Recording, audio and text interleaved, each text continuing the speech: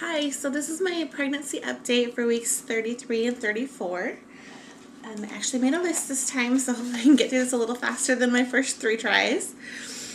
So I'm going to start with the week 33. 33 was kind of a milestone for me. My first baby was born at 33 weeks and 4 days. He was underweight, and my preeclampsia had gotten to the point that it was just better off for him to be outside rather than in.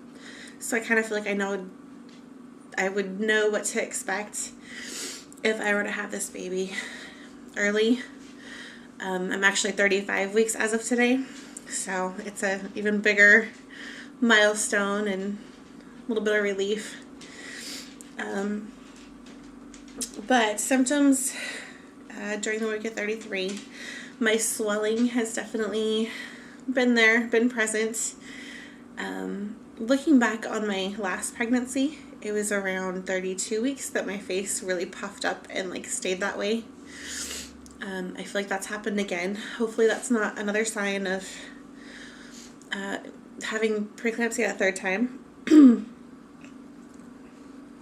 Oh, sorry. On top of the swollen face, my hands and my feet, of course, and eating something salty makes it worse, and standing on my feet too long makes it worse.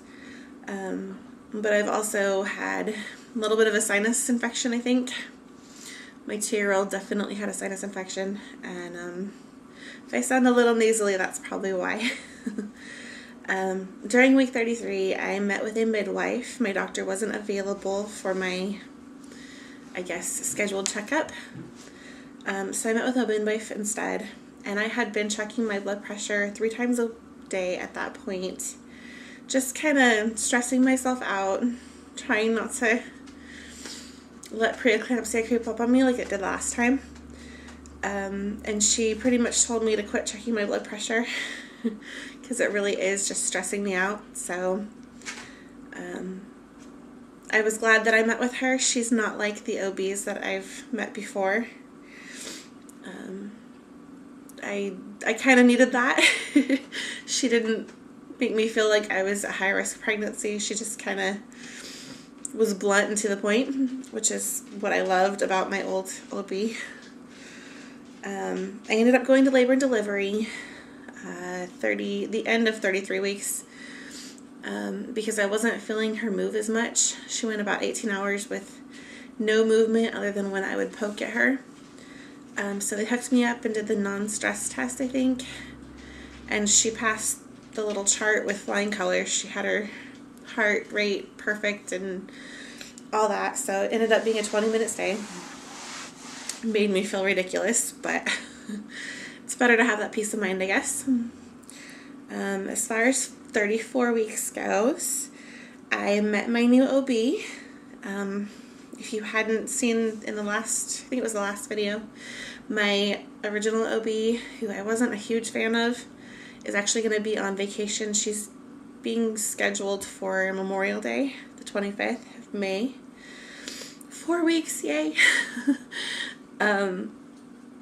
So my OB was going to be out of town, so I decided to switch doctors and see the OB that they scheduled me with. He seemed like a really nice guy. He asked me about tubal litigation or a permanent fix if we're not having any more kids, which we knew we weren't going to. It was a set in stone, I'm done. I have no bad feelings towards other moms who have children in their 30s, but I'm 30 years old. I'll be 31 in July, and I feel that I am too old to be getting pregnant again after this. So we knew we were done having babies, and I had done a little research prior to the visit about tubal litigation, and wasn't convinced. I had heard about hormone changes later in life, and the new OB explained things, and there's no hormonal changes.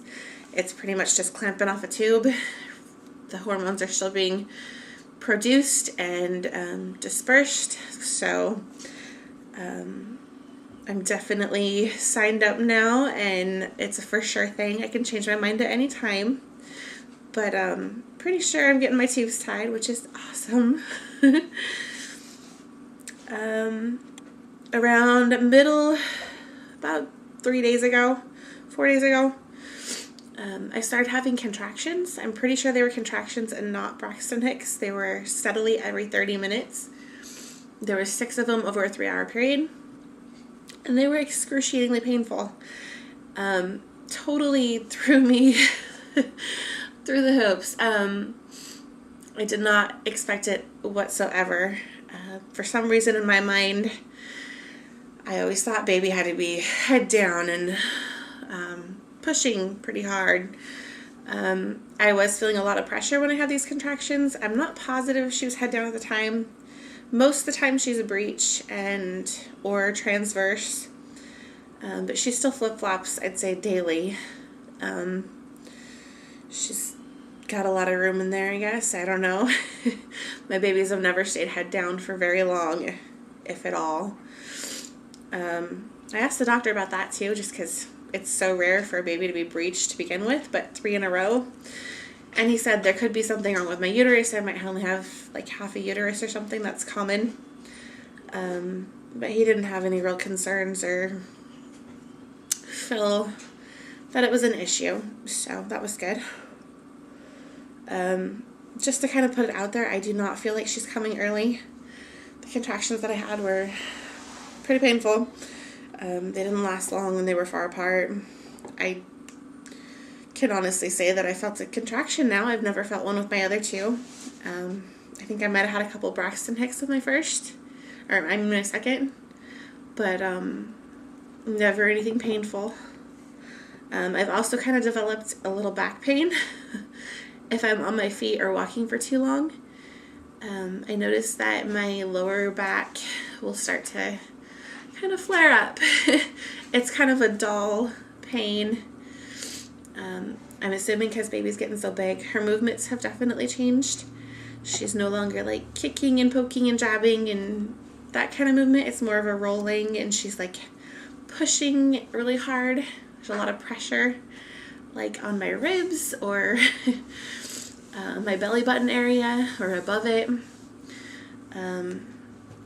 I feel like maybe she's bigger than my last 2 at this point, which would be awesome because they were both growth restricted.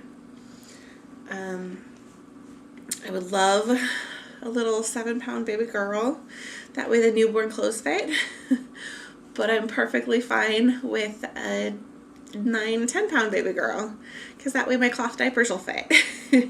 We are cloth diapering this time around from the beginning. So I have a huge duffel bag packed for her hospital bag. If anybody cares to see what we're planning to bring, leave me a comment down below and I will make a video on what's in her hospital bag or my own. I'm kind of living out of my hospital bag right now because they're my comfy clothes, and I'm taking a lot of them because I think I'm got to stay there for 72 hours. I'm not positive. It's like 48, maybe 72, somewhere in there with a C-section. So I'm wearing my clothes in my bag, and then I'm washing them and putting them back in the bag and so on. So that's all I have written on my list. If anybody has any tips for dealing with the back pain, I've tried popping my back every way I can think of.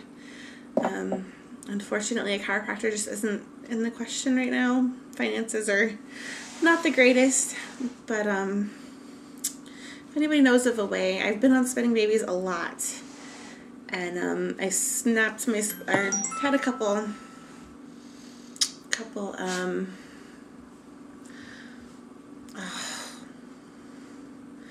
movements made my back pop a little bit, and